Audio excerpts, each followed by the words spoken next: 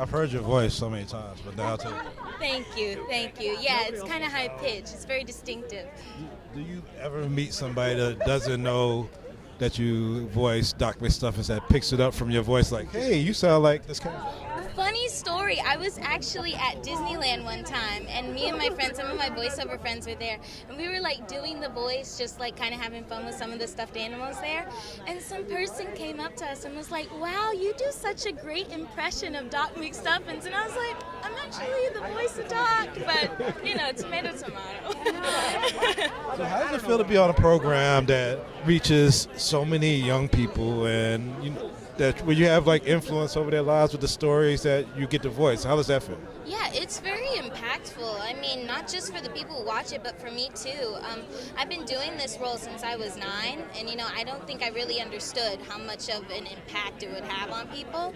But as I've gotten older, I've realized how important it is to have a show, and how important it is for Black kids to wake up and see an animation character who looks like them. And that's really important to me, and I've been so grateful to have done this role and to have voiced this character who has been so impactful for people.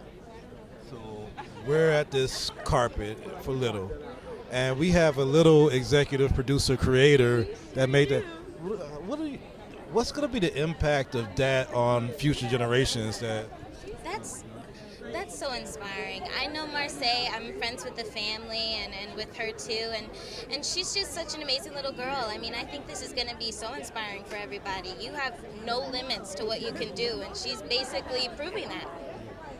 So last question, what's one thing that you could do when you was little that you can't do anymore? You could get away with when you was little, whatever. Ooh, one thing I could get away with when I was little but I can't do anymore? Like making a face like you're not in trouble, or don't be a cheat sheet for her. She doesn't need a cheat sheet. Oh, I don't know. I'm trying to help. I'm a doctor. Don't disrespect me. No. I don't know. I probably could say like funny jokes or make fun of people, and now I can't say that because it comes off a little offensive now. But if I were to say some of the jokes I said when I was younger, I'd probably be in trouble now. So I'll just leave it at that. What up, y'all? What's going on? Oh man, come on. Good to see you. Thank you for Great move. coming to talk to me, people. Well, what was the decision to take on this historic project with such a young EP? And are you scared she's coming for your job? Yeah, you know what? I didn't think that it was going to be any good. I'm going to be honest with you. They told me, Kenya Barris, the creator of Blackish, called me and he said, I got an idea and I want you to hear it. I said, great. Kenya, I'll listen to anything you have. He said, well, it's not actually from me. It's from the little girl who plays Diane on my show. I said, the little girl with the glasses? He said, yes. I said, stop playing. I got stuff to do. I'm busy. I got real meetings to take. He said, we'll take this meeting. I said, all right. I took the meeting. And she came in and I was blown away. She had a very clear and coherent coherent idea about what this movie should be, about what the narrative could be. And at the end of the day, I realized that she is so wise beyond her years. She had characters, she had scenes acted out. So taking the chance wasn't that hard. Once I realized how good she was, what I'm hoping is that audiences will come in and, it's a body switch comedy. We've seen those before, but not like this one. This is a different kind of movie. So, Will, if this movie was about you, who would be playing the little Will? The little Will? Yeah. Oh my gosh. Well, I'm not the tallest brother. You might not have noticed, so I could probably get Kevin Hart to play young Will. I think that's not that much of a stretch. He could play me at 12. That's what I would do. Yeah. Hi, Sky. How you doing? Good, how are you? I'm all right. How does it feel to be on this little premiere? It feels awesome. I'm super excited to see the film tonight. Now, people look at you as one of our younger actors. I don't want to say a little actor because you're a big actor. There's no little roles, but you're living like this big life. What if you could go back and be little without being a star? Like, what's one thing you would want to do? I probably want to go to school again for like one last time to see all my friends and really remember that experience, because it's like I just turned 17 today and I'm just like reconnecting with some of my friends from like elementary school. So I think I want to, because I don't remember what the school experience is like, so I would probably do that. If you were doing a little part 2 or a sequel and you had somebody playing your big, what actress would you choose to play Big Sky Jackson? Ooh, that's really hard, but I would say Taraji P. Henson because I'm just obsessed with her and I love her and I think she's so funny, and hopefully one day I get to be in a role with her, but definitely Taraji. I feel see Marsai executive produce this film. A younger actress than you doing her thing, EP. I think that's so awesome. I mean, Marsai's like a little sister to me. Just so to see her do all these big things, it's just amazing, and I'm rooting for her and so proud of her throughout everything. Thank you. Hi, Tucker. How you doing? Pretty good. How are you? I like this color, man. You doing it on the carpet. I mean, you kind of matching the carpet. You got the advance notice. Yeah. To be honest, it wasn't that planned though. Oh, yeah. Yeah, I was just like, oh, this is a good color. Yeah. So tell me, not only how does it feel to be like a castmate, but to be involved with a project with such a young executive producer, how did that feel to see like one of your peers rising to that level of the film production? It was pretty crazy working on the film with the youngest executive producer in Hollywood ever, because I feel like this film will have such historical importance, and I feel very proud to have worked on something of such importance. Yeah.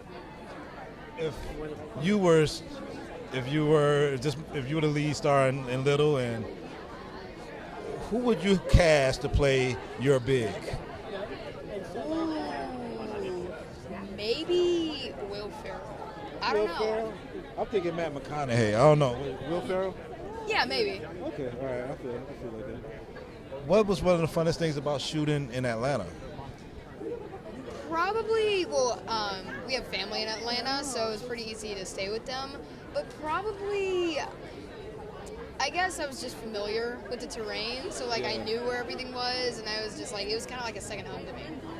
Yeah. So what do you have coming out? I know that's a big film. Do you have anything that you're looking forward to next? Are you working on another project yet?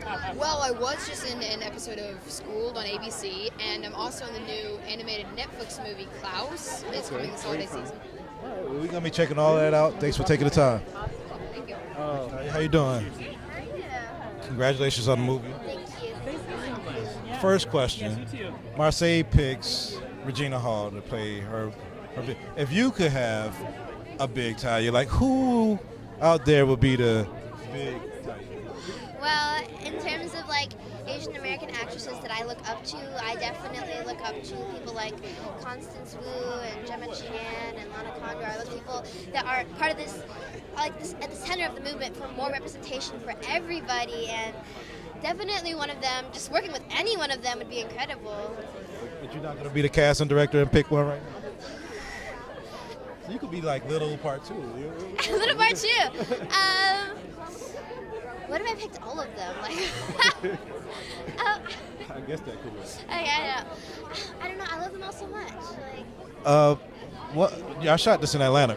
yes, we shot it for 2 months in Atlanta. How was it being in Atlanta and getting some of the Atlanta culture? Oh, that was amazing. never to Atlanta before. But when I got there, it was just something. There's something so different about it, but so refreshing about it. You know, like you go there. There's all this green, not the green that we see here, but it's just. I just love the city, and I'm so thankful we got to shoot out there. It was an experience I've never had before, and I'm so grateful for that experience. We can't wait to see the film so we can see you doing your thing. Keep on acting. We'll keep on watching. Thank you. Thanks. Rolling. All right, I got Decatur's own Tone Bell. How you doing? Man, come on, man. Straight from the east side, baby. I don't know. I might do some Decatur trivia. Let me see. It's been a while. It's been a while. Look, I left in 2000, so but I go back all the time. Roller skating rink off Wesley Chapel. Golden Glide, baby. You'll find it all at. Wait, I didn't hear that part. You'll find it all at something mall. Oh, that's not South DeKalb, is it? Yes. Is that South DeKalb? Yes. Ooh, South. Let me tell you something. My cousin used to work at Chick-fil-A in South DeKalb. You walk by, give him $10, he giving you every sandwich in there and all the fries and nuggets and everything. South DeKalb. Oh, what else was in there? Man, now you're making me. American Deli. We got that. Oh yeah, of course, American Deli. Talking about a 6-piece wing with a 2-piece catfish. I think he's from Decatur, y'all. I think he's from Decatur, man. Okay, yep, So, you passed the test. So how do you feel to be in this movie, shot in Atlanta, with some historic executive producer that's a lot littler than we are? It's probably more mature. Shorter and younger, probably more mature. It was amazing to be able to go home and I mean, I've worked with Will Packer before, and I know Regina and Issa, and I knew Marsai when they started Blackish. We had some press together early on, so I watched them kind of grow up, and it doesn't surprise me at all that she's doing what she's doing, and she's not gonna stop. I know that for sure. Yeah. And then of course when they offered me the role, it's like I can go home and I can be around my family and friends, but also with some people that I've seen from Hollywood, and it was like going to a family reunion every day. It's like I was excited to get at 5 o'clock in the morning going set. I gotta ask you though, it's been a tragic week with the loss of Nipsey Hussle, and when I look at Coast to Coast, I look at Nipsey as like the West Coast Killer Mike. What do you think we could do to like support these artists that are stepping outside of just the beats and the music and trying to do something more than we have thus far? I think we have to listen to more than the music. You can't just listen to the album because there's a great feature on it, or you see it come out on any platform. You got to look into the man of who that is, and especially if you listen to Nip's lyrics, he was already saying what he was doing, and some people just ride that beat sometimes. So if you listen to what he's doing, and you hold that to his word, and you look at what he was doing, it was sitting right there in our face the whole time. And sometimes we don't realize it until they're gone. But he was saying everything he was already doing. And shout out to Nips and his family and everybody who was around doing their best to try to keep him here, because he was actually, my special came out not too long ago, and Nips, we were talking back in the fall about him gifting me a song for my special, for the credits. Wasn't even gonna charge me for it. Right. And that was just something that he was like, look man, this is your first thing, let me see if I can help out. He's like, if your boy doesn't get the track done, if Goldie doesn't get the track done, let me know, man. And even though we didn't end up using it, he was still willing to try to even help me out. Didn't know me from Adam. Yeah. And I think that's an important. We should all do that, man. We can't have this crabs in a barrel mentality. You know, it's each one teach one. We all need to be helping each other out. I appreciate the time, Tone. Can't wait to see the movie. All right, Black Tree, we're here with Lamine. We're on the little carpet, and he's not that little. I think he's about 6'6". Tell us something that you could get away with when you was little that you can't get away with now. Let's see, what can I get away with? You can get away with not paying for anything. You know, going out to dinner, just not worrying about where the bill was going to be made at, watching TV, eating the groceries, not having to pay for nothing. It don't work like that. It don't work like that. I thought the refrigerator was magic, it auto refilled or something, but no, that ain't the case, man. Now, I know you've been working with your sister all the way from awkward black girl. But I mean, I guess you've been working with her since you were born.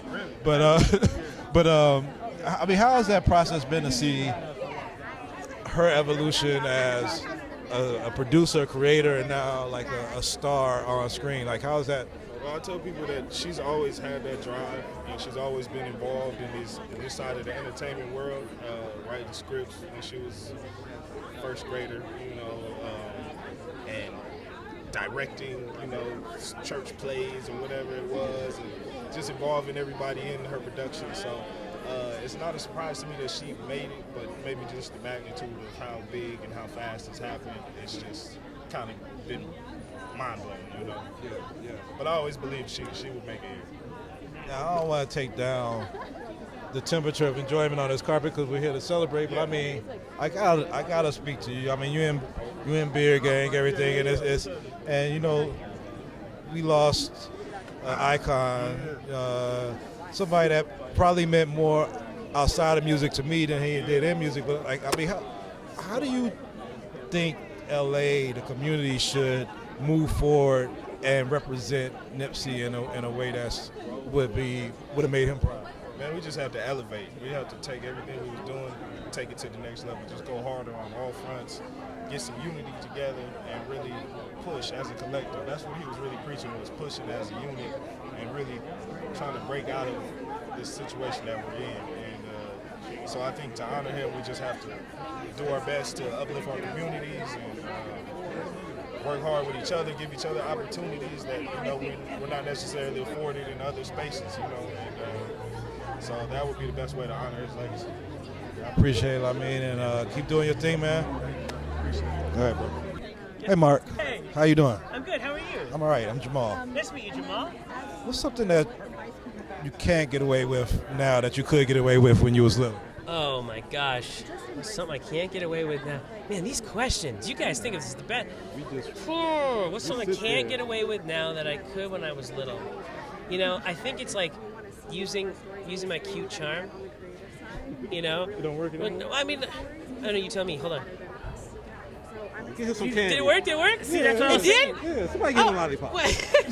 What flavor? Apple? Oh, apple. Yeah. Mm-hmm. Well, I do like my apples. How'd you like working on this film with this amazing cast and this amazing young executive producer?